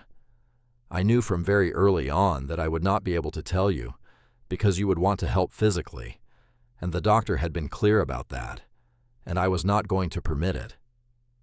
She paused. She said, but carrying something alone for 11 months is tiring, Thomas. I want you to know that I felt it. There were months when it was more tiring than I expected. I looked at her across the table. I said, why are you telling me this now? She said, because I do not want you to think it was effortless. I do not want you to think I did it lightly. I want you to know that I did it knowing it was going to be hard, and I chose to do it anyway, because I thought the result was worth the difficulty. And I want you to know that the result was worth it. I have no doubt about that at all. She picked up her tea and looked at me with her particular steadiness, and she said, I just wanted you to have the whole picture. I sat with that for a moment, and then I said, Margaret, thank you for telling me. And she said, you are welcome. And we went back to our sections of the newspaper, in the winter light at the kitchen table, in the ordinary morning that was full because we had been filling it together for 47 years. This is where part 3 ends. But the story is not over. Come back for part 4, because the final part is where everything I have been building toward arrives, and I do not want you to miss it. Subscribe so you are here when it comes. Leave a like if this is reaching you. Tell me where you are in the world. Tell me what time it is there. And if there is someone in your life who has been carrying something for you in the quiet, someone who has been doing the invisible work of love without asking for credit or acknowledgement, think about whether you know it. Think about whether you have told them. You have time if you use it. That is the thing I keep coming back to. You have time if you use it. Part 4 tomorrow. I am going to tell you how this ends, not because the story is finished, because the story of a marriage and a working life and a lighthouse above Storm Bay is never really finished, not in the way that a story with a clean ending is finished, but because I have been promising you the full shape of it across these parts, and you have stayed with me, and you deserve to receive what I promised. So I am going to tell you. And then I am going to tell you what I think it means. And then we will be done, or as done as this kind of thing gets. It is a Saturday in late winter, the kind of Saturday that Hobart produces in late winter with a regularity that is its own form of reliability, gray and cold and bright in the specific Tasmanian way, where the gray is not oppressive but clarifying, a sky that strips everything back to its essential shape. Margaret is already dressed when I come down to the kitchen. She has made the tea and the toast, and she is sitting at the table in her Lighthouse volunteer jacket, which is a padded navy jacket she bought in the first month of the project, and which I have come to think of as her lighthouse jacket, in the way that you come to think of certain garments as belonging irrevocably to a particular context. The jacket she wears when we go to the lighthouse, which is where we go on Saturdays now, which is where we have gone every Saturday for the past 8 months. I pour my tea and I sit down and we argue about the crossword for a while, in the friendly way that has been going on for 43 years. And then we drive south out of Sandy Bay in the winter morning and take the road that curves towards Storm Bay and the lighthouse. We talk during the drive. We always talk during the drive. This is one of the things I have come to treasure about the Saturday routine, this particular portion of the week, when we are in motion together and talking about whatever comes, the week past and the week ahead, and the things we have been reading and the things we have been thinking and the conversations we have had with the people at the lighthouse on the previous Saturday, the visitors and their stories, the details that stayed with us, and the questions they asked that we had not been asked before. It is 40 minutes each way, 80 minutes of driving across the week, which amounts, across 8 months, to something in the region of 260 hours of driving and talking, which is a quantity of conversation that sounds large until you consider that we have been having conversations across 47 years, and 260 hours is simply the most recent installment. I want to stop here before I tell you the rest, because there is something I want to say to you directly, to whoever is listening to this right now, wherever you are in the world, whatever hour it is there. I have been thinking, across the 4 parts of this telling, about why it is that certain stories stay with us and others pass through us and are gone. And I have come to believe, in the way that you come to believe things in the late part of your life, when you finally have enough examples to draw a pattern from, that the stories that stay are the ones that are true in their substance, even when they are personal and specific to a single life. The details belong to Margaret and me, but the shape of it, I think, belongs to anyone who has loved someone for a long time and has wondered sometimes whether the depth of that love is visible, whether the years of it have accumulated into something that can be seen and touched and walked through, whether the person beside you knows, fully and specifically, what their presence in your life has been worth. That question does not belong only to me, and the story of what Margaret did, the 11 months of quiet work and deleted phone calls, and a spreadsheet built in the small hours, and a restored lighthouse above Storm Bay, is not only about a lighthouse. It is about the most specific and material answer I have ever seen given to that question. A plaque on a wall that says, "I know what you built. I know what it cost. I know what it meant. And I made sure it would not be forgotten. Tell me where you are. Tell me whether that question is familiar to you. Leave it in the comments. Leave a like if this has been worth your time. Subscribe because I come back here every day, and every day I bring something that is, I promise you, true in its substance, even when it is personal in its detail. Now, let me finish this. We arrive at the lighthouse at 9:30 on this particular Saturday. The car park is empty when we arrive, which is usual at this hour, the early visitors tending to arrive from 10 onward. The caretaker has already opened the doors and turned the lights on in the exhibition rooms and put the kettle on in the small back room that functions as a volunteer base, and William Hensley is already there, as he frequently is, having driven from his house in the north of the city because, as he once explained to me with the dry precision that is characteristic of him, he finds he sleeps better when he has something useful to do in the morning, and the lighthouse is useful in the mornings. We make tea and we talk for a while, the 3 of us, in the comfortable shorthand of people who have spent considerable time in each other's company over the past months and have progressed past the politeness of new acquaintance into the easier territory of genuine familiarity. William tells us about a letter he has received from a historical society in Victoria that wishes to establish a connection with the museum for the purposes of shared archiving, which is the kind of development that would have seemed impossibly distant 11 months ago when Margaret arrived at his kitchen table with her proposal and her budget spreadsheet, and which now seems not only possible but likely, because the project has been noticed beyond Hobart in ways that none of us fully anticipated when it was being built. Margaret asks the questions that naturally follow from this news, the practical and organizational questions, the questions about timeline and resources and the specific form the connection would take, and William answers them with equal precision, and I sit in the back room of the lighthouse above Storm Bay drinking tea and listening to my wife and my friend plan the next phase of something they built together in the quiet. And I think about how different this Saturday is from the Saturdays of 8 months ago, which is to say how different it is from the Saturdays of most of the 7 years following my retirement, which were good Saturdays, fine Saturdays, but which were not this. The visitors begin arriving from 10 o'clock. On a cold Saturday in late winter, the numbers are modest but consistent. The particular demographic of people who drive to lighthouses on cold Saturdays, who are, I have found, among the finest people you will encounter in any context, because they are there out of genuine curiosity rather than obligation or fashion, and genuine curiosity in a person is always a pleasure to meet. Margaret moves through the exhibition rooms with the ease of someone who knows every inch of the space, and has introduced its contents to hundreds of people over 8 months. And she does this with a warmth and a specificity that I find, watching her, consistently impressive.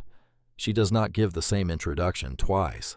She reads the person in front of her, and she adjusts the telling accordingly, which is the skill of a good accountant translated into a different register. The ability to understand what a person in front of you actually needs and to provide it, rather than the generic version of it. A woman in her 70s who has come because her late husband was a merchant mariner receives a different conversation than a middle-aged couple who are visiting from interstate and know very little about Tasmanian maritime history. A retired engineer who spends 20 minutes examining the lamp mechanism receives something different again.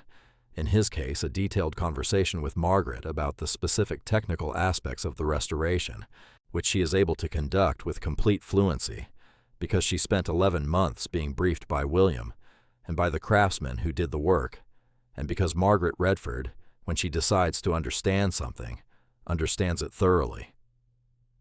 I watch her do this, and I think, as I have thought many times across these 8 months, about the 47 years of her life that she brought to this project, the 31 years of accounting that gave her the financial precision to put together a budget that actually worked, the years of community work that had given her the relationships and the organizational confidence to assemble a team, the 47 years of marriage to me that had given her the knowledge of what the work had meant and which parts of it most needed to be preserved. All of it used, all of it relevant, the whole of her brought to bear on something she had decided mattered. I watch her talking to the retired engineer about the lamp mechanism, and I think, not for the first time and not for the last, that I am an extremely fortunate man.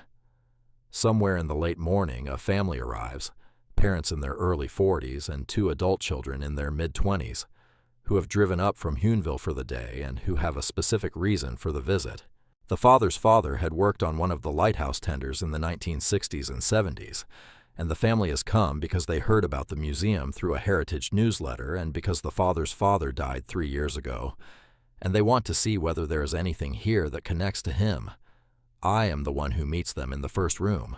We talk for a while, and I establish the period of his father's service and the vessels he worked on, and then I take them through the exhibition rooms with a degree of specificity that would not be possible if I did not have the accumulated knowledge of 38 years of being part of this world.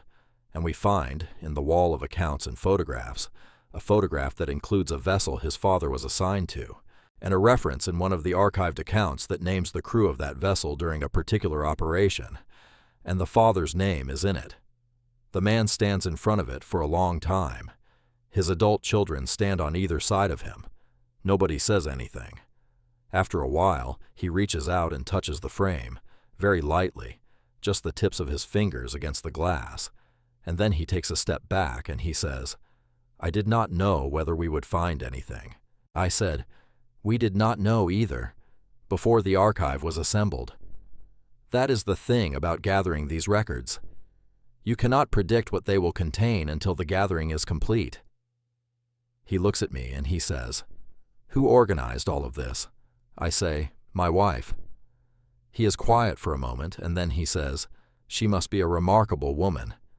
And I say, "Yes, she really is." That moment, the man's fingertips against the glass and the names of the crew on the archive page, and the particular silence of that room in the late morning, is the moment I come back to when I try to understand the full scope of what Margaret did, because what she preserved was not only my working life. She could not have known that in advance, not specifically. She gathered the records and restored the equipment and assembled the accounts and built the exhibitions because of what it meant to me, which is the reason she started.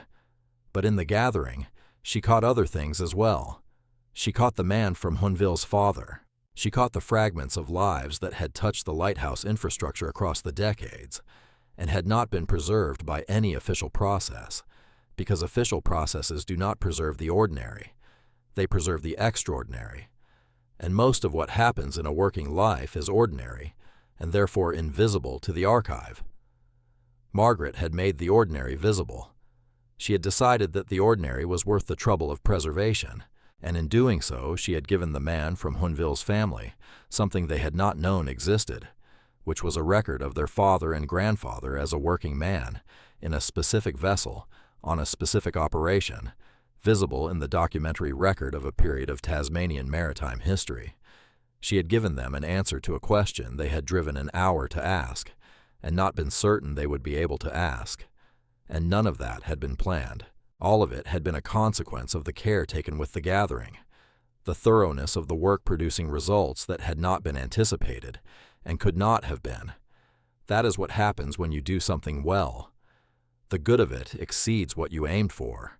It spills over into places you did not anticipate, and it reaches people you did not know it would reach.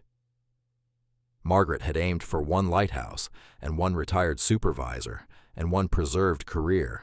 What she had actually built was a room where a man from Huonville could stand with his children and find his father's name in the record. That is not nothing. That is, if you think about it carefully, quite a large and extraordinary thing to have built on a Saturday morning, 8 months into a project you started in a kitchen with a spreadsheet and a telephone. We close the lighthouse at 4 p.m. on Saturdays, which is when the light begins to fail over Storm Bay in winter, and when the visitors have generally gone and the caretaker is ready to lock up.